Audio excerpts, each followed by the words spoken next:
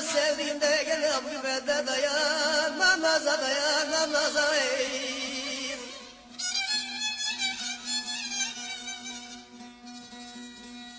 aman bu yalan dünyada da gene valla bugün arkadaşlar komşularım gene sizde gönül vermeyle kocamış kızayım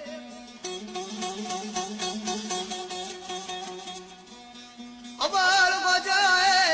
kocamış kızlar da gene valla bugün evi kan olur bel büken olur gel silken olur